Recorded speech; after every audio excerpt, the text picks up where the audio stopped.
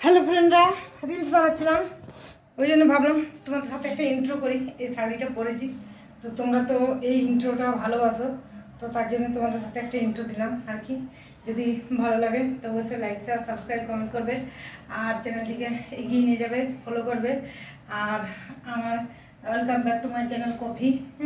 সবাইকে স্বাগতম। আর তোমাদের ভালোবাসে আমি অনেকটাই ভালো আছি, কিন্তু আমি একটু কিছু খারাপও আছি, কারণ আমার ডলার জমা হয়নি, আমি ডলার উইথড্রল করতে পারিনি। এতদিন হয়ে গেলো, চ্যানেলটা 1 বছর প্রায় হতে চললো, এত সাবস্ক্রাইবার আছে কিন্তু ভিউজ নেই।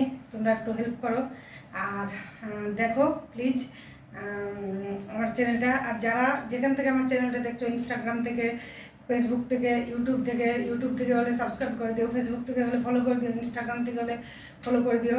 আর ইনস্টাগ্রামে যারা আমার ফ্রেন্ডরা আছো সবাইকে বলছি যে আমার ইউটিউব চ্যানেল কফি, ইনস্টাগ্রামে তার লিঙ্ক দেওয়া আছে, প্লিজ সবাই জয়েন করো। অনেক ভালো ভালো ভিডিও পাবে সেখানে, আর তোমাদের এন্টারটেনমেন্ট ভিডিও অনেক ভালো ভালো পাবে।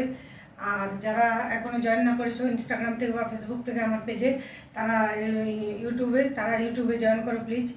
আর সবাইকে অসংখ্য ভালোবাসা, ধন্যবাদ। ইনস্টাগ্রাম ফ্যামিলি আমাকে এতটা এগিয়ে নিয়ে গেছে, 3 মাসে এতটা সাপোর্ট করেছে, 85K সাবস্ক্রাইবার গেইন করতে পেরেছি। আমি এটা কোনোদিন ভাবতেও পারি না। ইনস্টাগ্রামের ফ্যামিলিকে অসংখ্য ধন্যবাদ। ফেসবুকে আমি জানতামই না, ফেসবুক আমার ভাইরাল হয়ে গেছে। পেজটা 30K হওয়ার পরে আমি জানলাম যে আমার পেজটা ভাইরাল হয়ে গেছে। আমি কোনোদিন ওই পেজটা খুলেই দেখিনি। আমি একটা অন্য পেজ নিয়ে খুব উঠে পড়ে লেগেছিলাম, সেটাতে সাবস্ক্রাইবার ছিল মাত্র 300। তো যাই হোক, সবাই মানে তোমাদের ভালোবাসা আর সাথে থাকার জন্য এটা হয়েছে। তো ফেসবুক পেজ আর ইনস্টাগ্রাম পেজ সবাইকে অসংখ্য ধন্যবাদ। তোমরা আমাকে এতটা এগিয়ে নিয়ে গেছো। আর ইউটিউবেও আমাকে অনেকে সাপোর্ট করেছে। প্রায় আমি 1 বছরের মধ্যে চ্যানেলে 1 লাখ সাবস্ক্রাইবার গেইন করেছি, 1.5 লাখের কাছাকাছি যাচ্ছে এখন। তো এখন ভিউটা কমে গেছে, যাক এখন এমনিতে অনেক ব্লগারদেরই ভিউ কম আছে, তো সেখান থেকে আমি আমার ভিউর আশা কমেই করি। তার কারণ আমরা সেরকমভাবে কন্টেন্ট হয়তো তৈরি করতে পারি না, যেটা ইউটিউব ভিডিওগুলো সাজেস্টে দেয় না। তো যাই হোক, আশা করব যে ইউটিউবের ভিডিও যেমন সাজেস্টে যায় সেরকম কন্টেন্ট দিতে পারি। তো এখন বড় বড় ব্লগারদেরও ভিউজ কমে গেছে, কি কারণ সেটা বোঝা যাচ্ছে না। হ্যাঁ, তার একটাই কারণ হচ্ছে ইনস্টাগ্রামে শর্ট, ফেসবুকে শর্ট আর ইউটিউবে শর্ট, এই 3টা শর্ট ভিডিওতে মানুষ এখন খুব ঝুঁকেছে, যার জন্য হয়নি। তো আর একটু ভেবেছিলাম চা খাবো, তো আজ আর চা খাওয়া হলো না। তার কারণ হচ্ছে যে হবে, এই কি বলে, গরম প্রচণ্ড, এই জন্যই তো শাড়ি পরতে পারি না। 9:30 পেরিয়ে গেছে, এবারে খাবার খেয়ে নেবো, আর চা খাবো না। অন্যদিন খাই, কিন্তু আজ মনে হচ্ছে যে না, এবার খাবার খেয়ে নেবো, আর চা খাবো না। তো যাই হোক বন্ধুরা, তোমরা আমার পাশে দেখো, সাপোর্ট করো আমাকে এভাবে সবাই এগিয়ে নিয়ে যেতে। তো চলো, ইন্ট্রোটা এখানে শেষ করছি। আর যারা ফুল ভিডিও দেখবে, এটা তো আমার ইন্ট্রো। আর আমি যে ব্লগ ভিডিও করেছি এটা তো ইন্ট্রো দিলাম। আমি সকাল থেকে কী কাজ করেছি, কি করেছি না করেছি সবই তোমাদের সাথে খুঁটিনাটি আমি শেয়ার করি, সেগুলো আছে। তো চলো দেখি। এই যে সকালবেলায় খাচ্ছি, ওই যে মাছের ভর্তাটা করেছিলাম, সেটা দিয়ে ঝোল করেছিলাম, মাছের ভর্তার ঝোল আলু দিয়ে। তো চলো, মাছের ভর্তাটা আমি কীভাবে করি তোমাদের সাথে শেয়ার করি। দেখছি 2 পিস মাছ, 4-5 দিন 7 দিন হয়ে গেছে মাছগুলো ছিল, কিন্তু মাছগুলো খুব ভালো ছিল, মাছটা টাটকা ছিল বলে আমি ভাবছি যে এগুলো আজকে ভর্তা করি। আর ইলিশ মাছ রান্না করবো হাজব্যান্ডের জন্য, আর এটা আমার জন্য ভর্তা করি, আর পুটুসের জন্য একটু চিকেন করে দেবো। 3 জনের 3 রকম রান্না।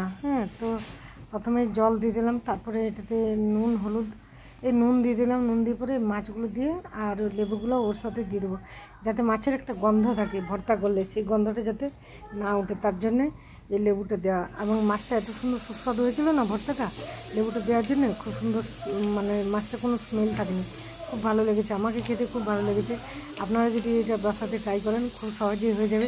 কেউ এলেও, কোনো অতিথি এলেও তাকে কিন্তু দিতে পারবেন, সে কিন্তু খেয়ে বলবে যে না, একটা জিনিস খেলাম, নতুন স্বাদের জিনিস, একবারে অভিনব নতুনত্ব। মানে আপনার যদি একটু নষ্ট মাছটাও থাকে, আমার মাছটা তো খুব ভালো ছিল, নষ্ট মাছও থাকে, সেটাকেও আপনি এভাবে বানিয়ে ভাতের সাথে খেয়ে নিতে পারেন। 1 থালা ভাত খেয়ে আপনি ডবল ভাত খেয়ে নেবেন, এত স্বাদের হয়। আমি আবার সেটাকে গুলে ঝোল করেছিলাম, দিয়ে ভাত দিয়ে খেলাম। তো এই যে মাছটা কেড়ে নিয়েছি, লেবুগুলো উঠিয়ে ফেলে দিয়েছি, তারপর মাছটা একটু আমি এমনি নেড়ে দিলাম। এবার ঠান্ডা হলে পুরো মাছটাকে ম্যাশ করবো, কারণ মাছটা এখন গরম আছে, দেখো ধোঁয়া উঠছে। তো ওদিক থেকে আমি মশলাগুলো করে নিই। এতে দেবো পেঁয়াজ, আদা, রসুন, টমেটো, কাঁচা লঙ্কা কুচি, আর হ্যাঁ কাঁচা লঙ্কা বা শুকনো লঙ্কা যাই হোক, আর শুকনো লঙ্কা গুঁড়ো আর জিরে গুঁড়ো। তো এগুলো দিয়ে এটা করেছিলাম। তো আমি তোমাদেরকে বলবো যে তোমরা এই রেসিপিটা সবাই একবার ট্রাই করো। আমি এটা ফেসবুক থেকে দেখে ট্রাই করেছি। তো এই রেসিপিটাতে আমি জিতেছি। বাকি যতগুলো রেসিপি ট্রাই করেছি আমি সবগুলোতেই হেরে গেছি, আমার কোনো রেসিপিটাই ভালো লাগে না, কিন্তু এটা আমার খুব ভালো লেগেছে। তো এটা ঝোলটা আমি নিজের রেসিপি আর কি। আর এই ভর্তাটা কিন্তু একজন করেছিল, তার দেখে হ্যাঁ আমার আর ধৈর্য থাকেনি। আমি পরশু ভিডিওটা দেখেছিলাম, এই যে হ্যাঁ পরশু দেখেছিলাম, কালকে এটা বানিয়ে ফেলেছি। আজকে তোমাদেরকে আমি ভিডিওটা পোস্ট করছি। তো তেল যে সব কিছু দিয়ে দিয়েছি। এরপরে আর আদা দেবো, রসুন দেবো, টমেটো দেবো, আর জিরা গুঁড়া, লঙ্কা গুঁড়া, হলুদ গুঁড়া সব কিছু একটু একটু দিয়ে তারপরে মাছটাকে ভালো করে দেবো ভাজা। তো আমার এই মশলাগুলো ভাজার সময় স্কিপ হয়ে গেছে, তখন আমি পুটুসকে চান করেছিলাম, তার জন্যে তোমাদের সাথে শেয়ার করতে পারিনি। তো আশা করি তোমরা এটুকু আমাকে মানে সবই খেয়ে নিচ্ছি তোমাদের কাছে। আর ভিডিওগুলো যদি ভালো লাগে তো অবশ্যই লাইক, শেয়ার, সাবস্ক্রাইব, কমেন্ট করে দেবে। যারা ফেসবুক থেকে দেখছো তারাও পেজ থেকে ফলো করে দেবে, ইনস্টাগ্রাম থেকে পেজ থেকে ফলো করে দেবে, আর ইউটিউব থেকে যারা আমার ভাই বোনরা দেখছো তারা সাবস্ক্রাইব করে দেবে। এখনও চ্যানেলটি যদি সাবস্ক্রাইব না করেছো তো চ্যানেলটি সাবস্ক্রাইব করে দেবে।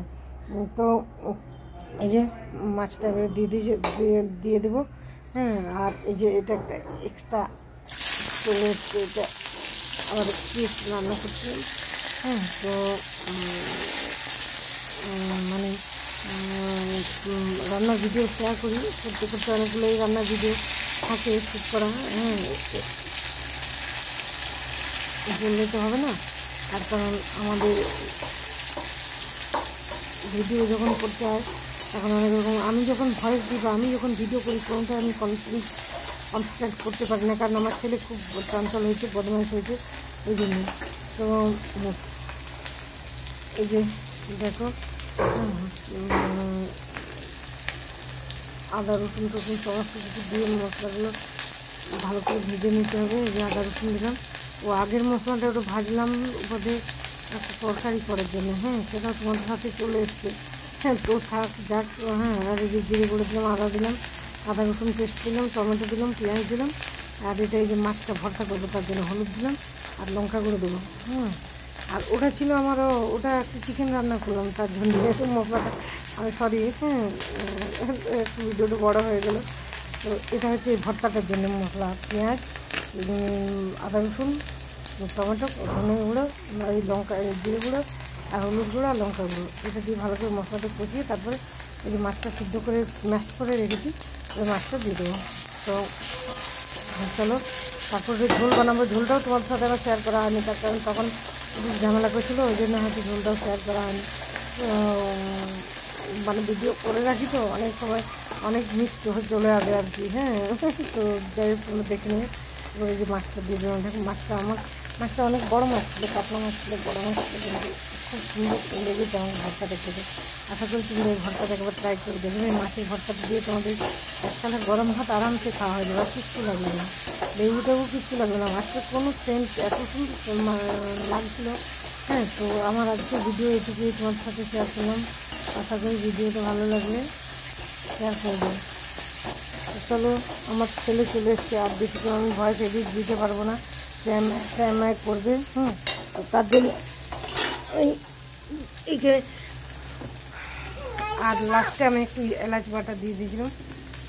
এই যে এলাচ বাটাটা দিয়ে নাড়াচাড়া করে, এলাচ বাটাটা কিন্তু দিতেই হবে, তার সাথে স্বাদটা আসবে না ভালো। তো এটা হয়ে গেছে, এই কড়াতে যখন চারদিকে গুলানো যাবে তখন বুঝবে যে এই ভর্তাটা হয়ে গেছে, এই যে মাখা মাখা হয়ে গেছে। চলো বাই, ভালো থেকো।